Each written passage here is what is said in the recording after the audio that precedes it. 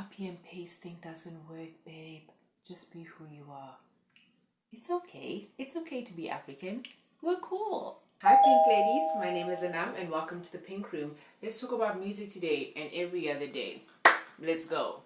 Think about all the African musicians who are doing well, whether it was back in the day or it's today. And by doing well, I mean actually getting on an international stage, having global hits, getting on Coachella, getting Grammys. Just think about them. And then ask yourself, are they the ones who are doing copy and paste American, literally cosplaying as an American, or are they the ones who are embracing their Africanness?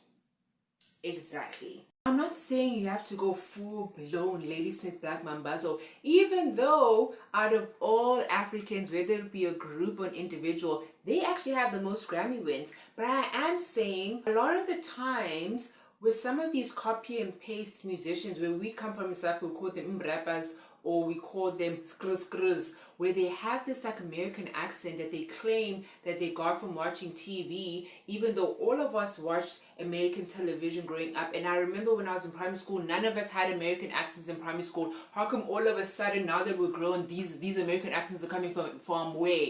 They also use purely American beats for their music. Some people may call them a culture vulture. But I'm not doing that. I'm not saying that. Just telling you what other people could say. Okay, sharp. The thing is, babe, when we do this copy and paste American thing, it's not copying and pasting that well.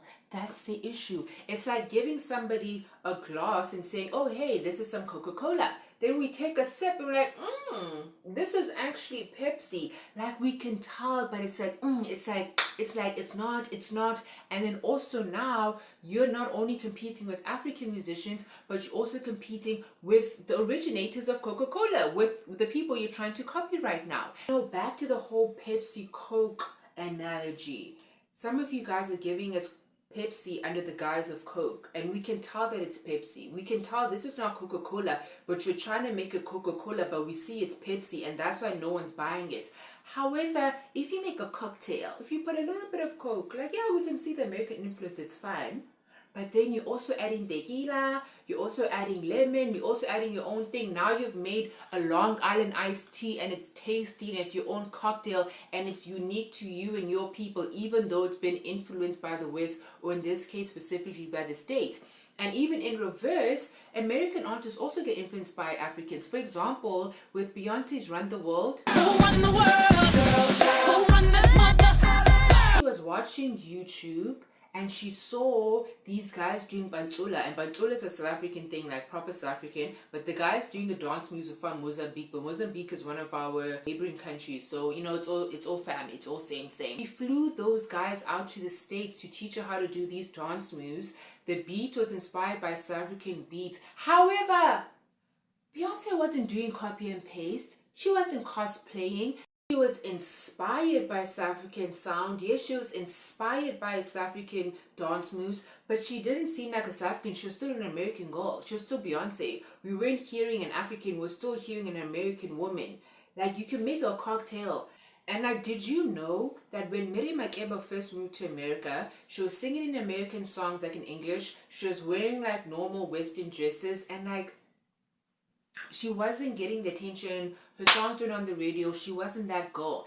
And then she met Harry Belafonte. And if you don't know Harry Belafonte, he's like a major legend. Even if you don't know him, your grandparents know him for sure. And then Harry Belafonte was her mentor. And Harry told her, Mama, please, stop this thing of trying to be an American. You're an African. Embrace it.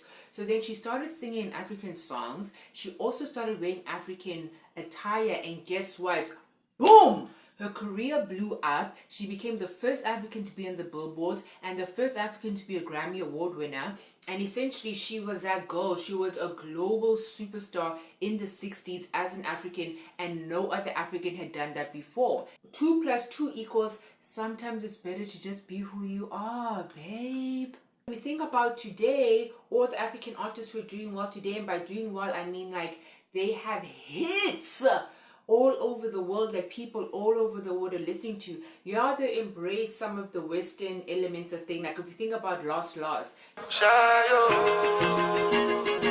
Yes, Lost was sampled by an American song. Yes, Bernard does wear grills all the time, which is an American thing. However, When you listen to Burna, you hear an African man. There is not one Burna song that has ever been dropped, whether it's a feature or his own song, where you think he's American. Immediately within the first 30 seconds of that song, you're like, oh! Here comes that African guy, and look at him now. Look at him now. Me being a hater, it's me rooting for my people, guys. I want us to do well. And things that were so cool. Africans are so cool. And so were Americans, specifically the black ones. So let's let them do their own thing. And it's one thing if we inspire each other, but there's a difference between inspiration and straight up copying. We dance so cool.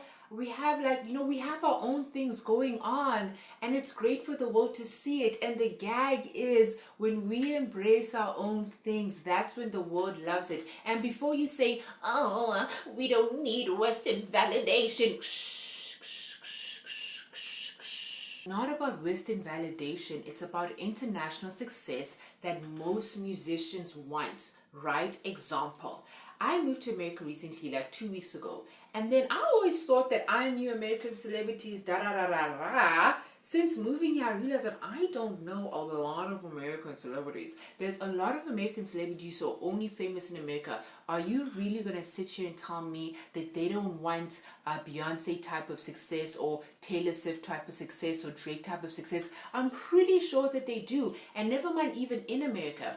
There's a lot of Atlanta rappers who are only well known in the South. Are you really going to sit here and tell me that they don't want to be like Future one day and be internationally recognized? I'm pretty sure that they do. Are you really going to sit here and tell me that Dallas like, oh my gosh, I can't believe I made it big out of the UK. I only wanted to be a UK girly. No. And also, it's a money thing. If you have an international following, if you have hundreds of millions of people listening to your music, you're gonna get the moolah. But some of you guys are doing copy and paste, and I'm saying this from love, because I'm saying this because I want to see you succeed. The copy and paste thing doesn't work, babe. Just be who you are. It's okay. It's okay to be African. We're cool. So subscribe for more music takes, and I'll see you next time in the pink room. Cheers.